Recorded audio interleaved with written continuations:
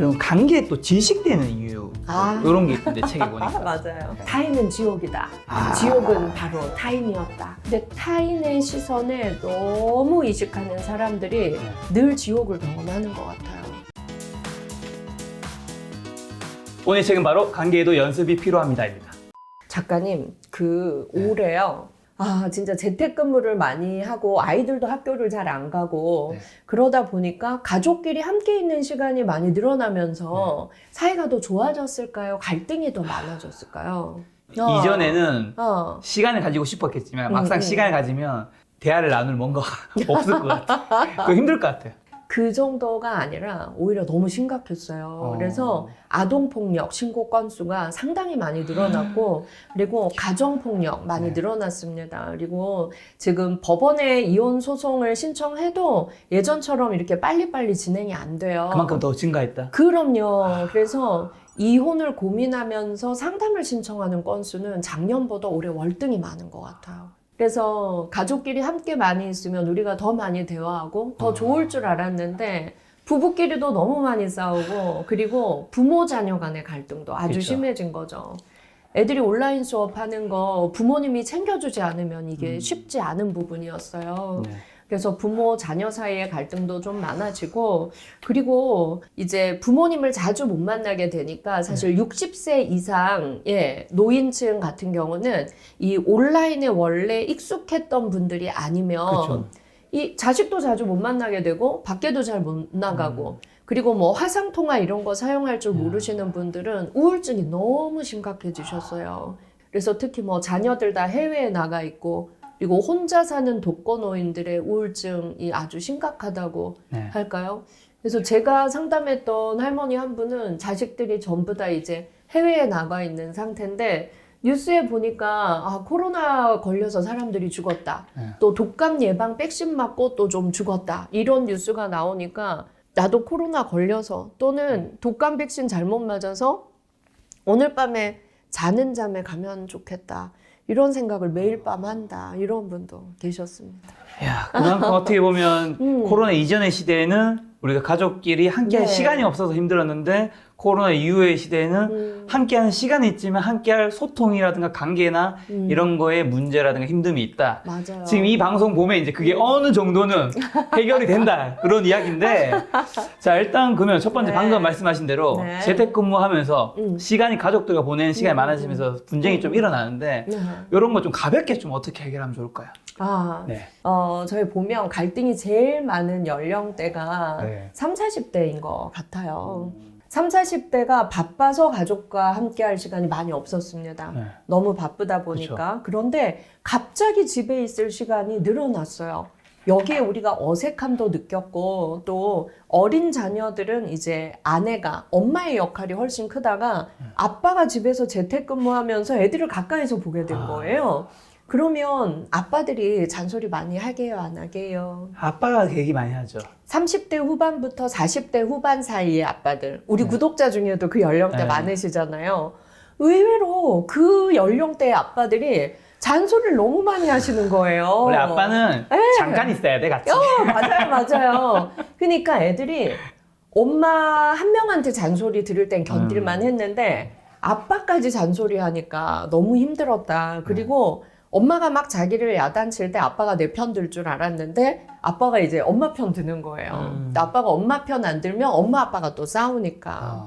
그래서 애들의 스트레스 지수도 굉장히 높았어요. 차라리 학교 가고 싶다. 어떻게 해야 됩니까, 그러면 좀? 근데요, 작가님, 우리가 잔소리를 하는 이유가 상대의 행동을 내 마음에 들도록 바꾸기 위해서 그쵸. 잔소리를 하는 거잖아요. 내 마음에 안 드는 거지. 그쵸. 이 사람이 잘 되길 바란 마음도 있겠지만 사실 내 마음에 안 드는 거지. 맞아요. 그래서 부부싸움을 할 때도 저희가 이렇게 관찰을 해보면 서로 나처럼 좋은 성격으로 뜯어 고치라고 서로에게 요구하면서 싸우는 거거든요. 나한테 맞추라고. 그렇죠. 너 나처럼 좋은 성격으로 변하라고.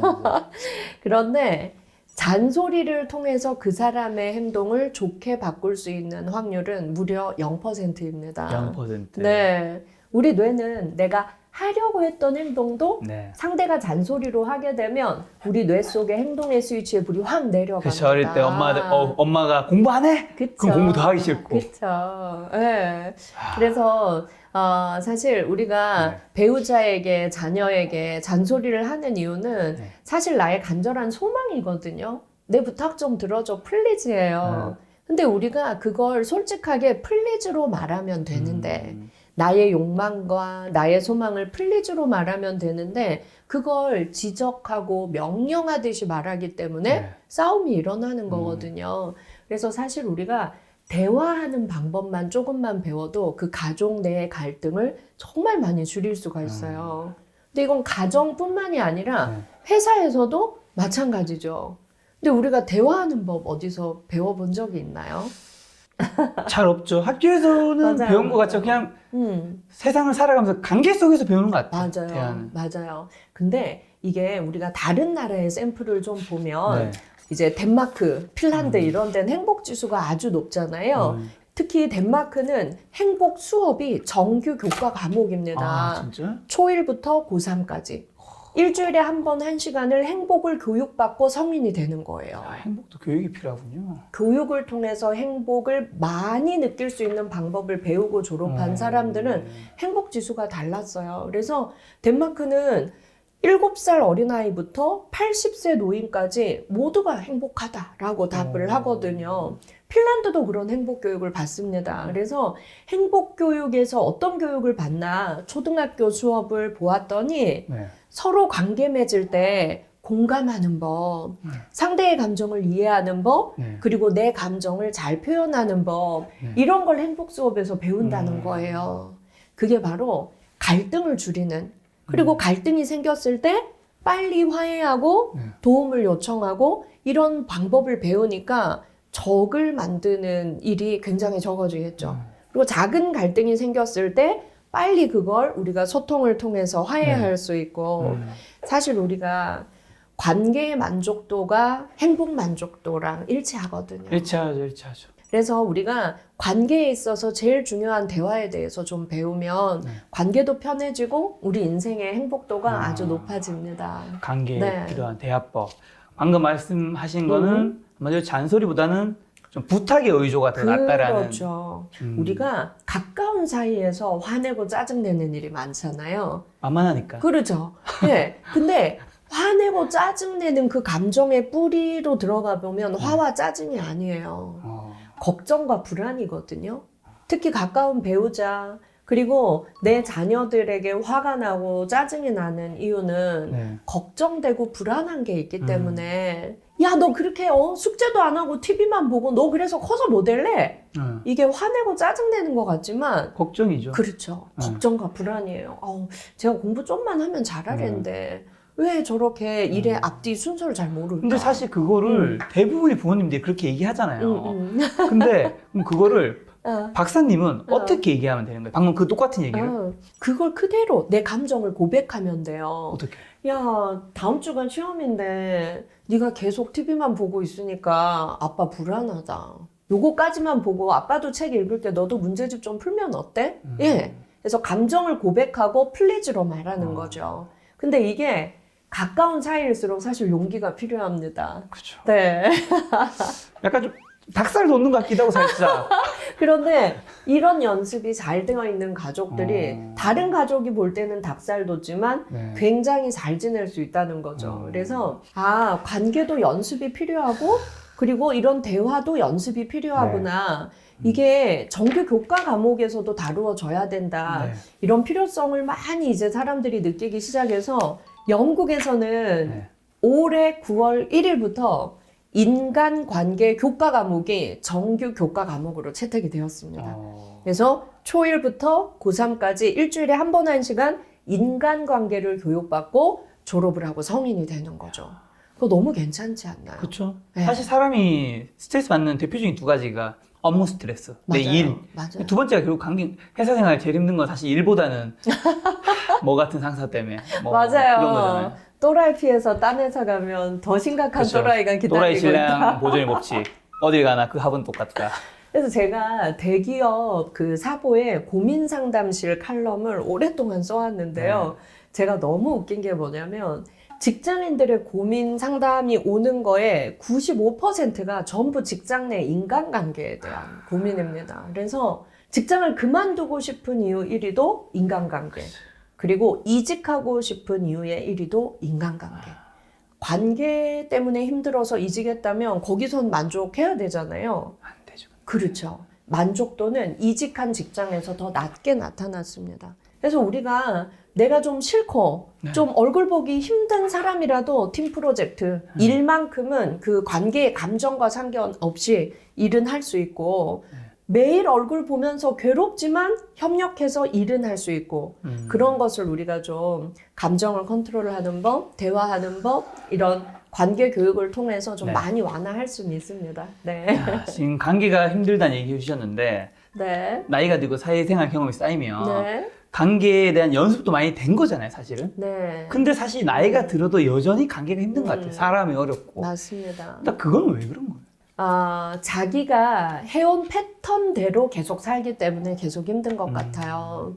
그래서 사실 우리가 관계를 맺고 끊고 하는 패턴이 우리가 어디에서 교육받았냐면 우리 부모님에게서 1차적으로 배웠죠. 그쵸. 사실 보면 우리가 먼저 미안해 몰랐어 오해 풀자 이것만 신속하게 할 수 있었어도 끊이지 않고 잘 유지될 수 있는 관계들이 사실 꽤 있는데 작은 갈등만 생겨도 도망부터 치는 사람이 있어요. 그쵸. 작은 갈등이 생기면 그걸 해결하기보다는 더 큰 갈등이 생길까봐 나 여기서 그냥 빨리 끊는 게 낫겠어를 택하는 사람들이 많아요.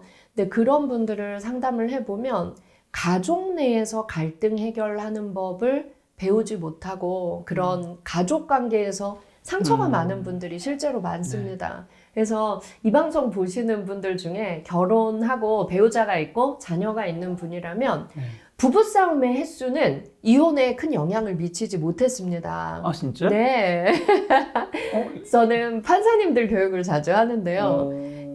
이제 협의 이혼에 실패한 사람들이 이혼 소송하잖아요. 네네네. 근데 부부싸움을 많이 한다고 해서 그게 이혼으로 가는 게 아니라 많이 싸우더라도 자주자주 화해하는 부부는 더 잘 지냈어요. 큰 갈등을 예방하면서. 네. 그런데 말 안 하고 지내다가 크게 한번 싸우고 화해하지 못하는 부부들이 극단적으로 이혼으로 가는 경우가 굉장히 많아요. 그래서 우리가 부부가 이혼에 이르는 이유는 우리가 TV 보면 뭐 때문에 이혼한다고 나오죠? 말이 안 통해.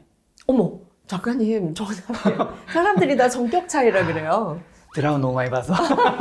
사람들이 다 성격 차이라고 하고 이혼 소송에도 이혼 사유에 다 성격 차이 이렇게 써오는데 심리학의 결론은 성격은 차이가 있을수록 더 잘 산답니다. 성격 차이보다 이혼 소송 현장에서 가장 많이 나오는 대사는 이 인간이랑은 말이 안 통해요. 그렇죠. 그래서 의사소통이 안 돼서 부부는 이혼에 이르른다라고 얘기를 합니다. 그래서 그 이혼 소송까지 와서 아주 극심한 갈등을 겪는 부부들도 사실 이 소송을 해도 바로 이혼되는 건 아니잖아요. 그 사이에 자식들의 권유로 상담을 받는 분들이 계세요. 그래서 상담을 통해서 중간에 중재자가 서로가 무엇 때문에 속상한지, 무엇 때문에 화가 났는지, 상대방한테 화가 나고 짜증이 나 있을 때는 내 속에 간절한 소망이 이루어지지 않고 그게 상처받았기 때문이거든요. 그걸 둘은 대화를 잘 못해요. 근데 중간에 중재자가 끼어서 무엇 때문에 상처받았는지 이런 걸 대화를 시도해보면 아주 오래된 상처들이 나옵니다. 그러면 거기서 많이 나오는 말이 뭐냐면 전혀 몰랐다예요. 말을 하지. 말을 안 하니까 내가 모르지 않았냐고. 말 안 하면. 예.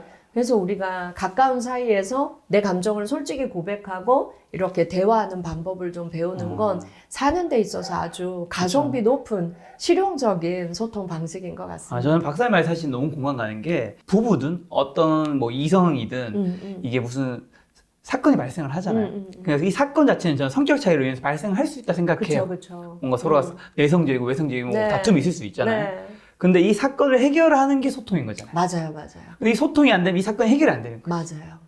그래서 저는 소통이 훨씬 중요하다. 맞아요. 그래서 어릴 때부터 부모님이 싸우는 걸 자주 보고 자랐는데 부모님들이 화해하는 모습을 잘 못 본 사람들, 이 관계에 대한 불안 지수가 굉장히 높았어요. 왜냐하면 잘 화해하고 싸워도 다시 잘 지낼 수 있어를 집에서 보지 못했기 때문에 불안 지수는 높을 수밖에 없어요. 그리고 부모님이 오랫동안 갈등하면서 아주 사이 안 좋은 모습을 많이 보여준 경우에는 연애를 할 때도 상대방에 대한 불안 지수가 높았어요.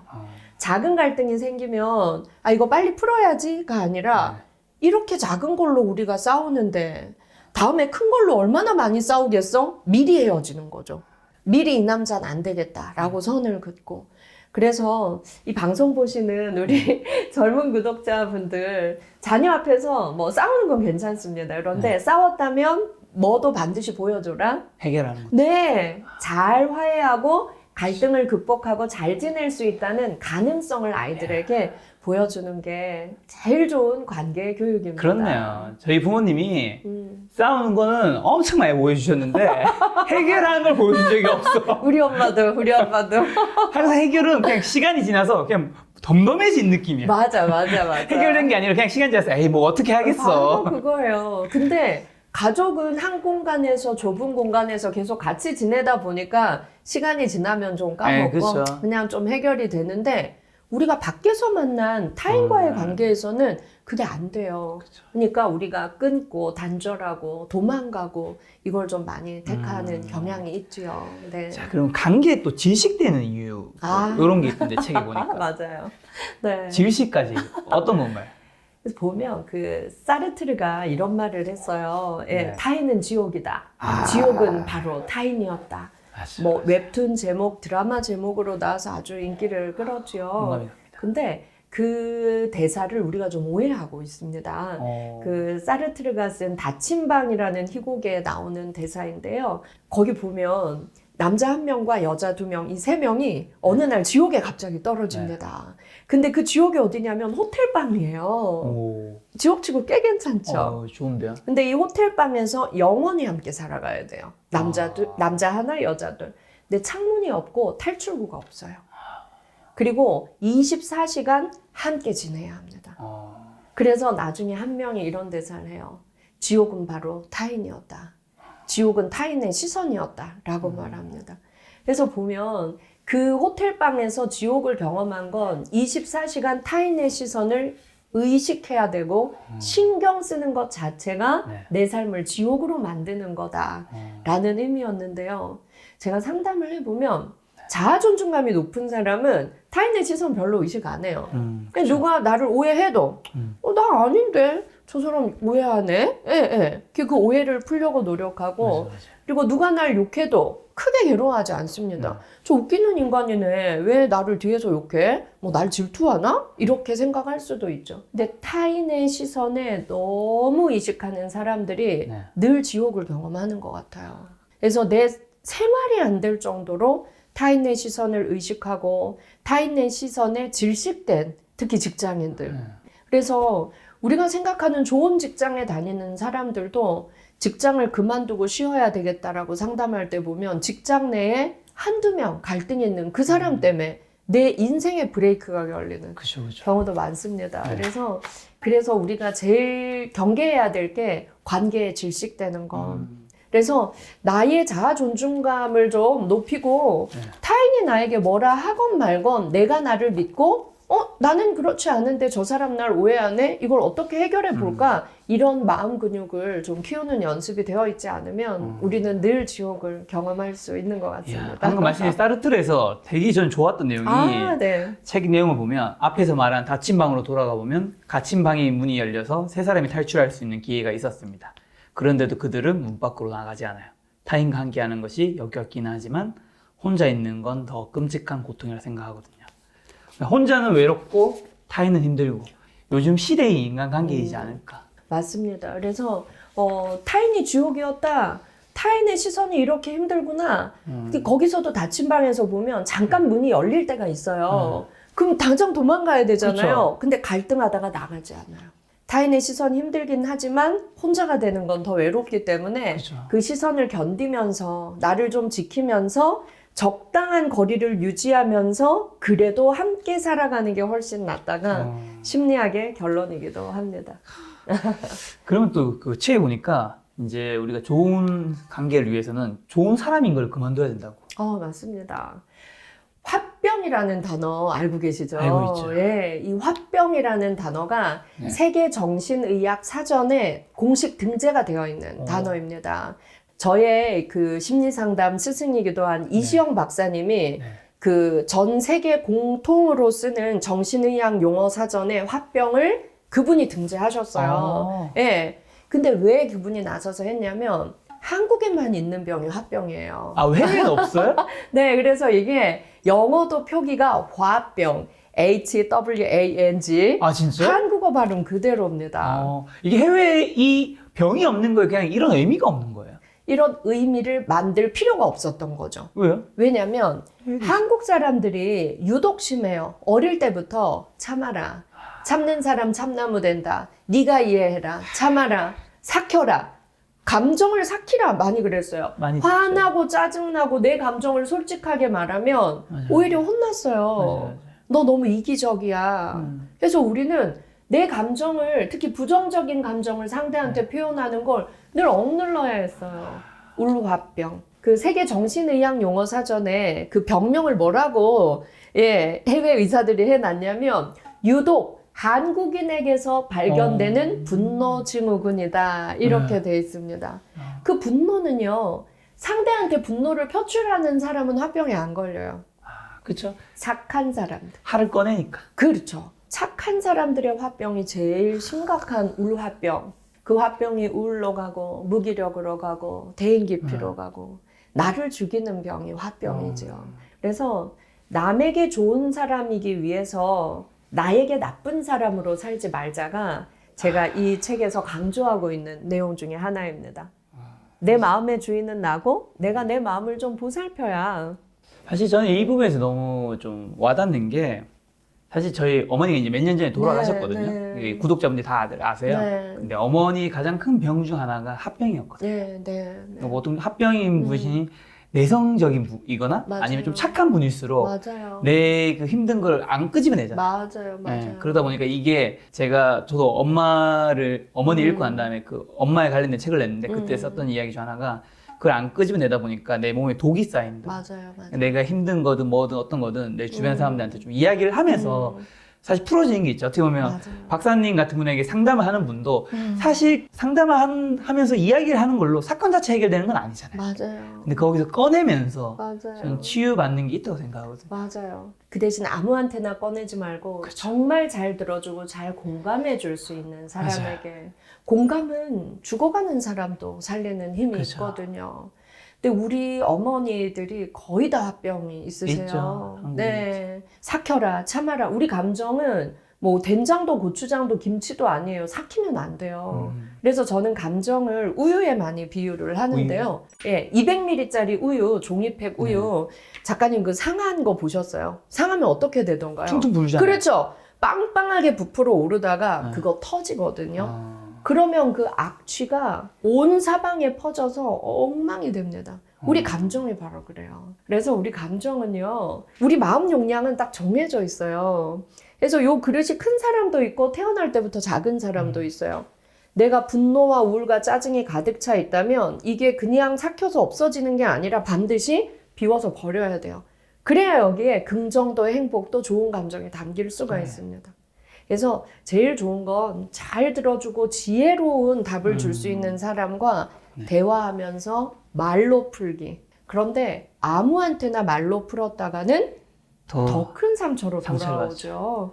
그래서 제가 이 책에 직장 동료는 친구가 될 수 없다라고 제가 못을 박아 놓은 게 직장인들 제가 상담해 보면 특히 여성분들 중에 많은데요. 같이 시간을 오래 하다 보니까 언니 동생 친구 오빠 동생 그리고 회사에서 또 가족 같은 분위기 이거 제일 나쁜 거예요. 우리 옆자리에 앉았어요. 김 작가님과 제가 아주 친한 동료로 그래서 제가 막 제 남자친구 사생활 고민 다 얘기하고 절대 남한테 말하면 안 돼요. 온갖 제 비밀을 다 말했어요. 그런데 우리가 뭐 100년 만년 사이가 좋으면 좋겠지만 우리가 사이가 나빠졌어요. 딴 데서 다 얘기하겠죠.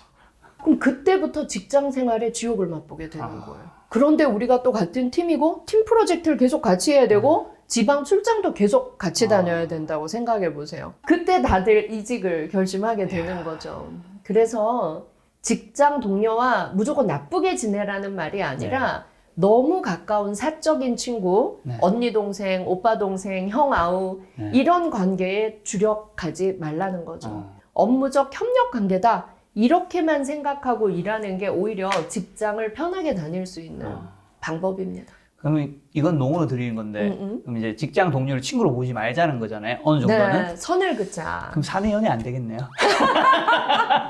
진짜 그 사내 연애 사귈 때는 아주 스릴 있죠. 좋죠. 아주 스릴 있고 훨씬 더 막 그 애정의 강도가 뜨거웠습니다. 왜냐면 숨기면서 하는 연애 얼마나 좋습니까? 그런데 사내 연애를 하다가 헤어졌어요. 서로가 힘들죠. 그때부터 너무 힘들죠. 맞습니다. 그리고 아까 말씀하신 대로 그 경청을 잘해주는 분한테 내 고민을 털어야 한다는 거에 저는 되게 공감 가는 게 되게 이거를 내 친하다고 해서 그냥 막 털었다가는 야 나도 요즘 힘들어 이런 말을 내가 정말 힘든 걸 얘기했을 때 그런 경우가 좀 있더라고요.